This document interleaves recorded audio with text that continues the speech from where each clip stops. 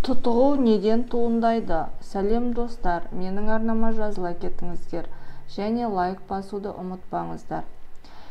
Кекештік жұрт арасында, әсіресе жаңа жетіліп келе жатқан жасөспірімдер арасында жиі кездеседі. Оған шалдыққандар сөйлеп тұрып әлде бір буынды немесе дыбысты айта алмай, сөзін аяғына жеткізе алмай тұтығып тұрып қалады.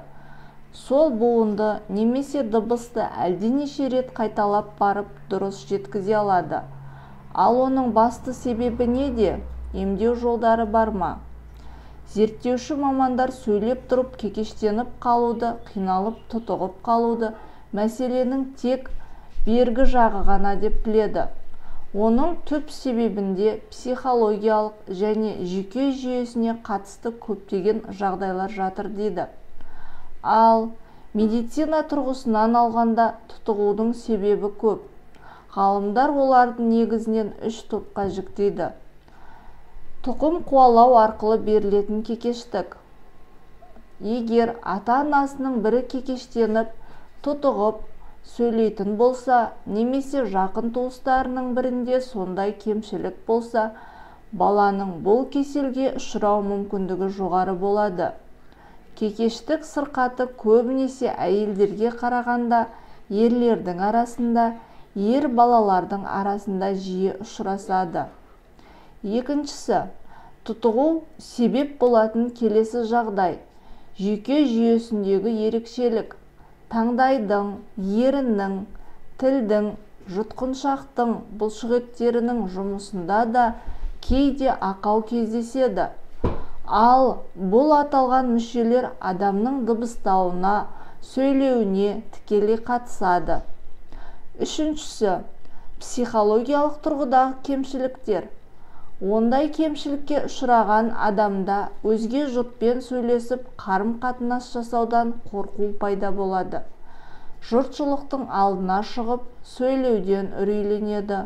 Мұндай жандардың көпшілігі ұялшақ, жоқтан өзгеге әсерленгіш, ерік жігері әлсіз болып келеді. Кекеш адам сөйлей алмай тұтыққан кезде қатты толғанысты, қысылуды бастан кешеді. Адам әсіресе көпшіліктің алдына шығып сөйлегенде, өзі танымайтын адамдармен сөйлескенде кекештенеді. Мәселен, мектеп оқушылары тақтаға шығып, мұғалімнің сауалдарына жауап беріп тұрып тұтығып қалуы ықтимал. Мұндай жағдай жиі ұшырасады. Алайда сол балалар үйде өзімен өзі отырғанда, әлде жолдастарының арасында жүргенде ешқандай іркілмей, кекештенбей, бөгеліссіз сөйлейді. Яғни, олар көбіне күйзелісті, қысылысты жағдайға түскенде кекештенеді. Тұтығудан қалай құтылуға болады? Бұл кесел бөбекке сөйлеуге енді қалыптаса бастаған 6 жасқа дейінгі кезеңде жабысады.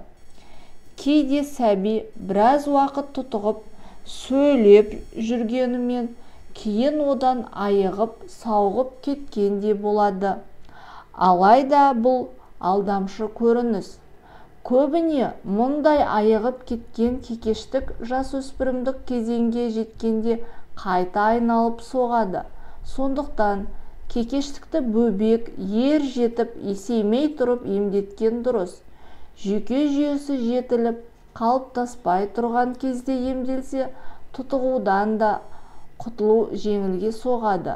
Сонымен қатар, кекештік кеселінің бала есейе келе айығып кетуі де жиі кездеседі. Науқасқа қалай көмек бере аласыз?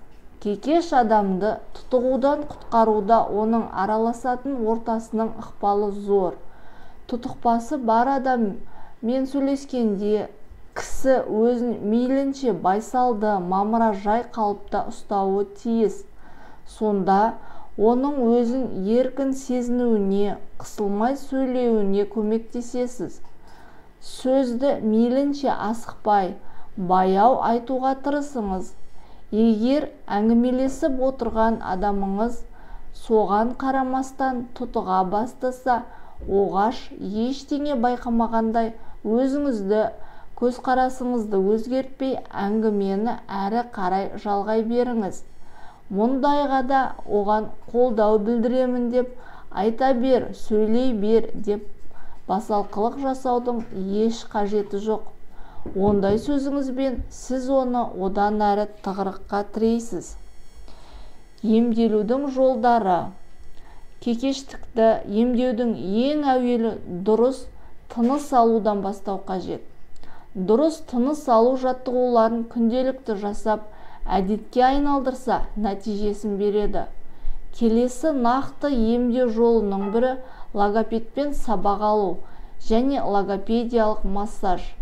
Сабақтың кезінде науқас неғұрлым бабымен сөйлеуге, баяу сөйлеуге, өзінің айтуына қиындық келтіретін сөздерді, дыбыстар мен буындарды басқалармен ауыстыруға, яғни қиналыстан жалтарып кетуге машықтанады.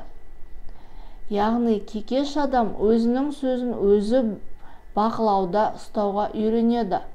Ал массаж бұлшықеттердің жазылуына, тіл қызметінің еркін болуына көмектеседі. Кекештікпен сырқаттанған адамға психолог, психотерапевт мамандарының да берер көмегі зор. Олар оның психологиялық кемшіліктерден құтылуына көмектеседі. Бейтаныс адамдардың ортасында өзін еркін ұстауға қалыптастырады. Мұндай емдік шаралар науқаспен жекеше де, көпшілікпен бірге де, үйде де жүргізілуі мүмкін. Кекештікті емдеуде дәрі-дәрмектік ем түрлері де кеңінен қолданылады. Науқасқа жүйкені тыныштандыратын дәрумендер, басқа шипалық заттар, препараттар бөлінеді. Олар мидағы қан айналымын жақсартып, жүйке жүйесінің қызметін ретке келтіреді. Сонымен қатар шипажайлық ем-дом түрлері де өте пайдалы.